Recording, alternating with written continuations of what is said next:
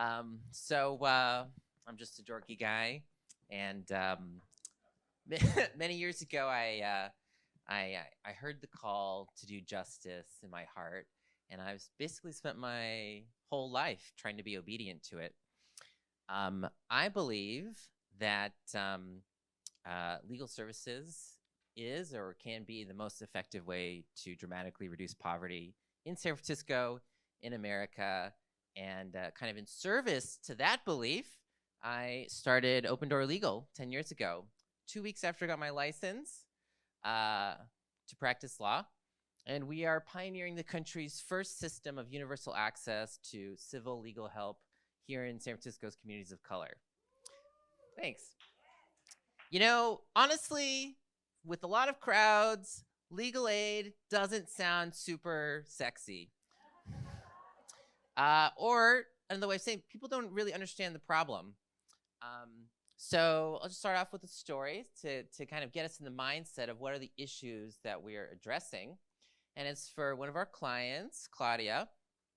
Claudia was a legal immigrant from Guatemala, came to San Francisco, went to high school in the city, ended up marrying her high school sweetheart. But unfortunately, the relationship turned very abusive. For about 8 years, he would assault her twice a week. The cops were called once, but they were useless.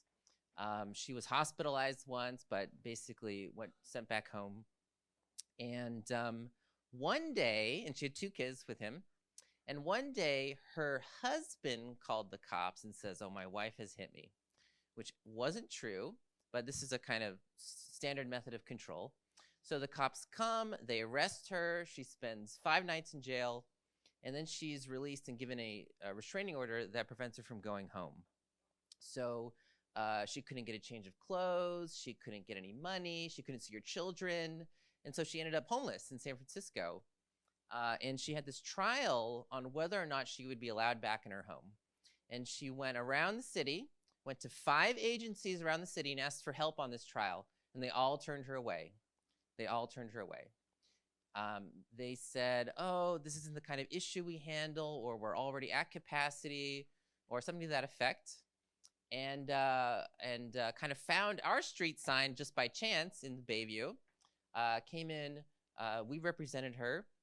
We did a 3-day trial on her behalf.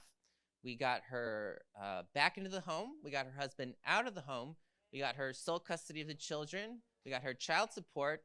We got her a divorce, even though her husband tried to hide all the community assets. And she has remained stably housed since then. She re-entered the workforce. She completed her citizenship. And recently, I just talked to her last month. She bought a home in the Central Valley.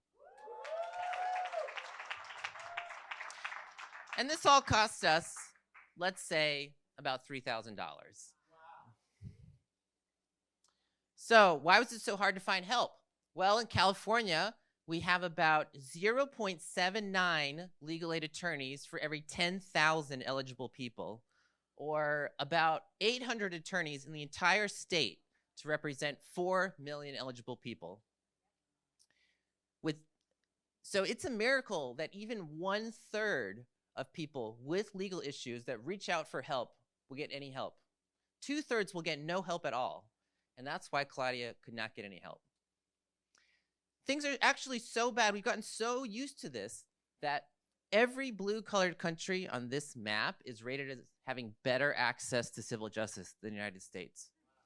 We are the only developed country in the world that does not guarantee legal representation in all legal matters.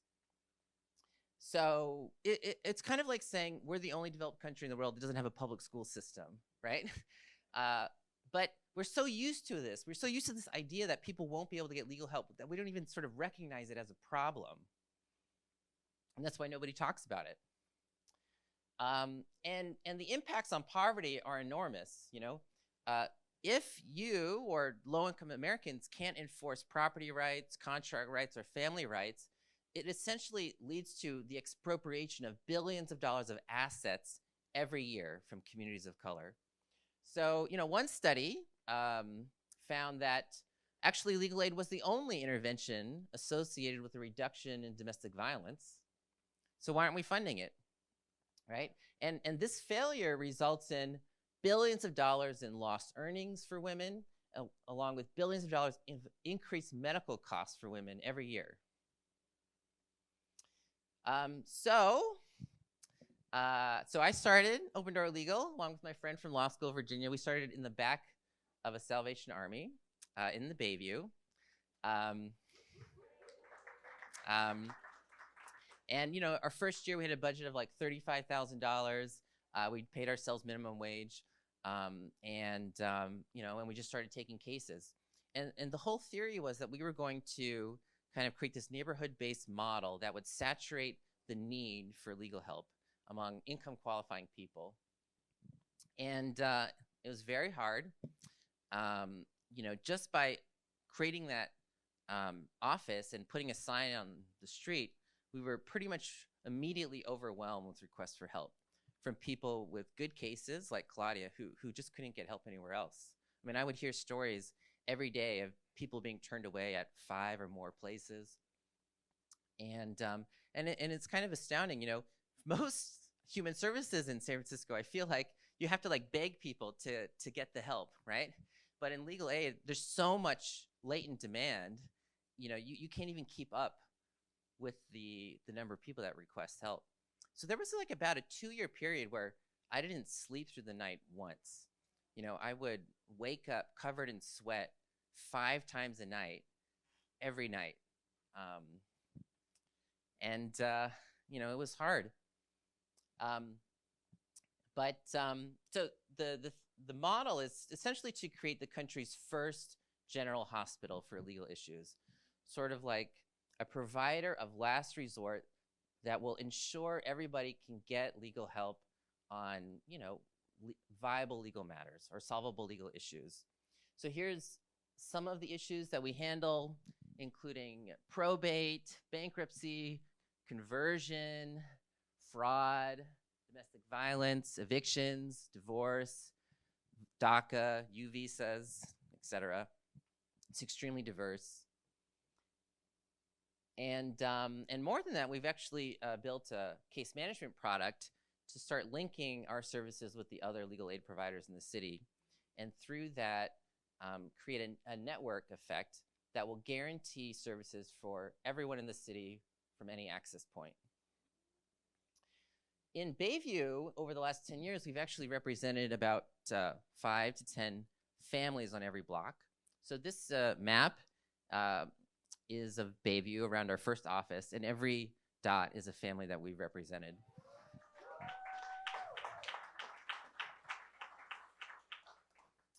And, you know, as we went along, we started to notice something very interesting regarding homelessness.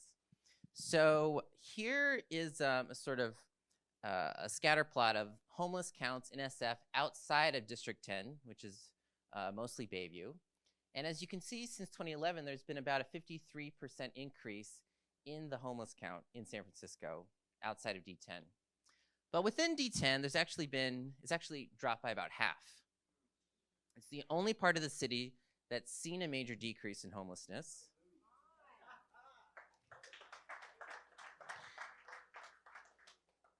And actually, when clients come and request legal help, one of the questions in our screening form is, if this issue is not solved, do you think you will become homeless?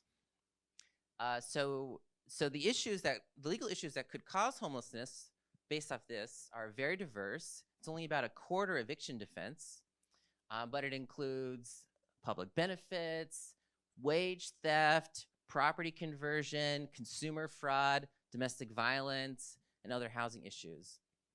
And that's something also people don't seem to realize. So another example of this is one of our clients in Bayview, Ms. Pobre. She was an immigrant from the Philippines. She came and bought a house with her husband in Bayview in the 90s. And he unexpectedly died about 6 months later. So she works as a cleaner, and for 25 years, she spent over 60% of her income on the mortgage of this home. And as she got older, she had trouble getting work, and so fell behind on her mortgage, but had saved up about $740,000 in equity in the home, and felt like that that would be enough to keep things going. She also doesn't speak English super well. Unfortunately, the bank foreclosed on the property, didn't tell her about the foreclosure or notice her.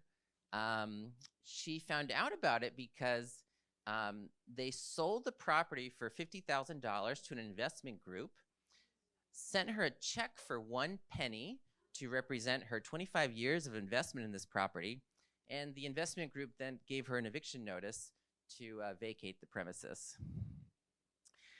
So, her neighbor referred her to us. We filed a wrongful foreclosure suit against the bank, and we were able to discover in the lawsuit that the bank even lacked the legal authority to foreclose in the first place. They they had sold the legal authority away and then had foreclosed on the property. So we were able to restore title to her, get all the equity back in her name. Thank you. We got about $60K in damages, which she used to pay off all of her debt. We wrote a trust so she could pass on this now $800,000 asset to her daughter. But the city then tried to triple her taxes by saying a taxable transfer had occurred. So then we spent a year arguing with the city and basically got the taxes reset to what they would have been. And she's still there now.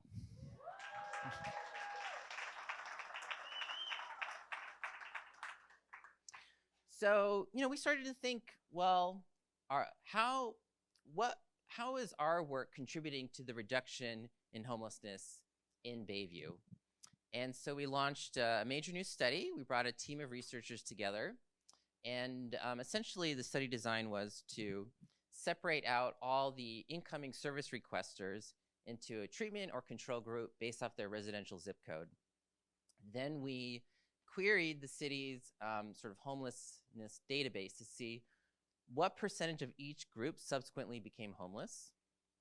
And based off the study, we were able to estimate that in 47% of cases where we represented someone who was at risk of homelessness, we prevented that family from becoming homeless relative to the control group. Thanks. And if you model this out, it's about 800 individuals prevented from becoming homeless, and that alone would fully explain the difference in outcomes between District 10 and the rest of the city.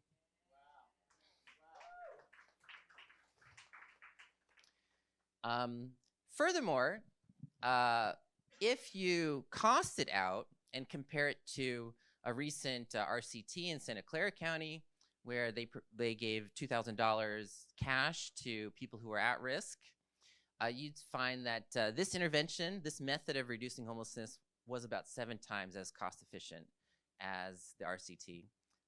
Likely more cost efficient than any other method of reducing homelessness. So so some case studies from the paper from ODL's clients. So this is from a housing client. If not for ODL, I'm sure these folks, meaning their landlord, would have put me and my things onto the street. ODL calmed the storm. They actually did put their stuff on the street, and we got them back into the unit. The landlord knew I had representation and couldn't be intimidated. The property has been so damaged by crime and carelessness. ODL is so needed. Black people here can't afford lawyers, psychiatrists, or support in general. You've helped people here who need it most, who need access to legal assistance. Another client, ODL made all the difference. There's absolutely no question that we would have ended up homeless and on the streets without their help. We felt extremely powerless, but ODL gave us back our voice and more. They gave us a community. ODL became our haven.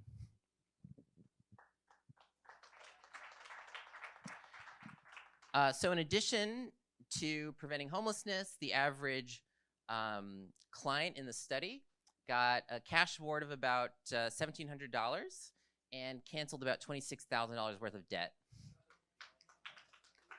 And again, this is all for an average cost of about $3,000 for each client.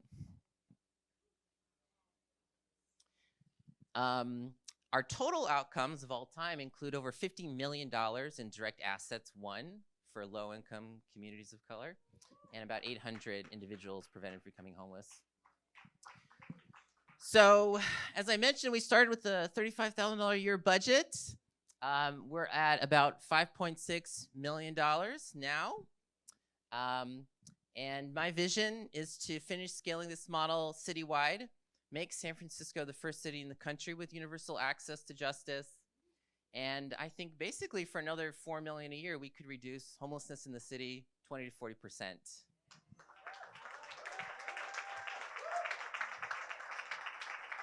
I should mention the study will be published December 15th and on SSRN, and we're going to be seeking academic publication of it. So it's very exciting.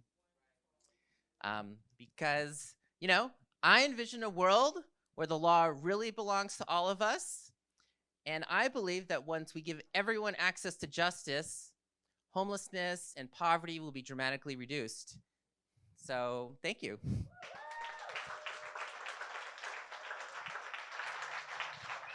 Wow, wow, wow. Stay up here, please. Let's see, the next session starts at noon. So we have a little bit of time for Q&A. When he says legal aid isn't sexy, I'm like, I disagree. The first time I heard him talk, I'm like, yes, I'm the stupidest guy in the room. He knows far much more about this than I do. He's on the cutting edge of innovating. We've got to do this. I'm actually dumbfounded that this is not taken off yet, but I have a solution to it. I actually have a perspective on it. This is an opportunity. This is like this is like this invention that we've understood. Okay, $4 million a year is basically what you need to cover the rest of the city, right? Additional. Additional $4 million. What's your current budget? Around 6. Yeah. Okay. 10 total. What is your projection, your estimate, if you follow that graph? How much money would you save the city if you under this system? Well, I mean, a ton of money, but it's not coming from the same buckets, right? So that makes it a little difficult. But, you know, I think the city, it costs about $50,000 a year to operate one shelter bed, for example. So just using $3,000 to prevent a family from becoming homeless will save shelter costs. It will save police services. It'll save medical services, you know, and yeah, it'll just be way, way cheaper. There you go. I mean, it's a business model, and you're not talking 10x, you're talking beyond 10x. You're talking 40x that you can save society that's going to create abundance. That was my question. Any other questions? Microphone. With your current budget, how many attorneys are on staff? We have a staff of about 50 and 4 offices now around the city. About half the staff are attorneys, and we also have paralegals, legal secretaries, and support staff. All right, another question? Are you making these presentations at the law schools in the area, such as Hastings and Bolt, and in other places, because young law students are, some are idealistic, I'll put it that way. Yeah, we talk to law students all the time, and I think we have a pretty good recruiting pipeline for new attorneys. Really, the bottleneck is not talent as much as it is funding. There you go. Some brilliant people in here. I mean, it's pretty straightforward. I mean, every nonprofit needs money, but I have not, okay, I'll just say this. I have not met any nonprofit, and I know some amazing ones that have such a compelling financial case as to why you give them money and they save money. Now, I have some very, very close. It's a close race, okay? And I'll introduce you to the others, and you're going to hear from them. But I'll tell you, on the record, he's the front runner, like the compelling case of the biggest bang for your buck. Adrian. Hey, John. Hey, brother, big fan, and it's been so awesome to be your friend for several years. I'm curious most about how to leverage the most impact from your 50 staff in order to make sure in like a ethical and responsible way they're empowered with tools. So if there's a wish list that you had for technological tools or legal tools or partnerships beyond just finances that you would want to see your team receive, do you know what some of those wish list items are for Christmas? Well, as I mentioned, we've built our own case management product, which we're starting to distribute, and that's basically a productivity tool. One of the things we're working on in the new year is integrating AI into it so that it kind of improves productivity for staff, like case management and discovery and some other things. So that's very exciting. There you go. See, he's brilliant. I was going to say, you know, it'd be wonderful. I understand that AI overperforms in legal issues because it's very precise. So he's ahead of me. They're going to be incorporating AI. So, I mean, my dream is that this community will come around this and rally this. I mean, we'll come around all of them, but rally this is one of our issues. And yes, we believe in justice, but we also believe in financial responsibility. And we can just completely reframe the dialogue out there. Every time you see a problem in America, I always see an underlying problem. The underlying problem is we love to fight. And we're really good about it. If there's anything American, it's we're fighting, we're disagreeing, we're pointing the finger, and it complicates everything. And if we can come together and completely change the dialogue, a dialogue that's not been out there, what opportunity? All right, another question. Real quick, we just saw some presentations about leveraging with the medical, right? Mm-hmm. So charging. Philosophically, does that not work with your funding model? Well, not your funding, your business model. Yeah, so one issue is IRS Treasury regulations actually prohibit legal aid nonprofits from charging. So if you're a medical provider or a school, actually, you can generate earned revenue and remain a nonprofit, but not if you're a legal aid provider. I do understand that businesses and wealthy people are allowed to be philanthropists and give. So the way that could work is a very successful law firm could adopt them, and then they just give philanthropically, give away like they're supporting other things, but could really adopt them. And the way I would see this as happening is then you could start publicizing and talk about it. Of course, we wouldn't want you to talk about it unless you're actually doing it and your heart's there behind it. And then you could say, you know, like, listen, join our law firm. Not only do we kick butt and we're awesome, but we also care about the community, and this is how we give back, okay? That seems like a pretty easy legal thing that we could solve that issue. So there you go.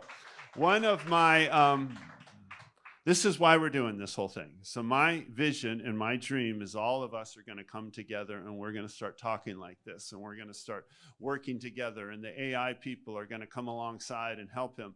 To be honest, though, he doesn't need any new ideas. He's way ahead of us on all the ideas. He needs $4 million, you know? So, like, we support him, okay? My wife and I, we support him, and we're proud to be partners. And, you know, if you guys give us more money, we'll support him even more. Like, lead, like Brett said, you know, you have all these big ideas. Generosity goes a long ways. And I'll tell you, if people of faith and people of ideals, like, we don't have to go from 3% or 0.2% to 10%. You go to 3 to 5 and we'll start getting people's attention and they'll start following us when we lead by example. So one of the reasons we're doing this whole event, we're capturing this all on video. We're going to be doing very exciting stuff with this because I believe Adrian is one of the most sexiest philanthropists, communicators out there. I just think it's amazing. So, and I think his slides are like, I'm taking notes. These are excellent slides. Steve Jobs is like, man, I can learn from him. And we're capturing it all. We have a professional video crew, and maybe if you have time, you can go to the interview channel and that you can share even more. What we're doing with all these is we are streaming these right now. And if you go to my LinkedIn channel, you'll see the link to the YouTube where it's streaming and we're talking about it. We're also going to be cutting these up into nice beautiful presentations with a good title on there and those beautiful pictures as the screenshots to try to implement best practices. We're going to be sharing them all. They're going to be all on a YouTube playlist. I will soon have the QR code up there for you guys to start sharing that YouTube playlist. We're going to then cut that all down into bite-sized pieces, this sound bites, these little nuggets that he's dropped. And I'm going to share them on my social media. I'm going to give them away to all of you and leverage this. This is your event. Leverage this. Say, I was here. This is my new friend. Introduce him. Make him look good and make yourself look good in the process. We want to start a movement. We're also doing some very innovative stuff, which, okay, we have time for one more question. Then I'll share about the other innovative stuff. One more concise question. Yes. Hi, Adrian. This is the third time I heard you present. Every time I'm just blown away. Wow. Yeah. Thank you. It's true. I love to pray for people. I'm wondering, how is your sleep and how can we be praying for you personally and your beautiful wife and also your organization? Yeah, so the sleeplessness that only lasted 2 years, so no big deal. I'm happy to report I am sleeping through the night.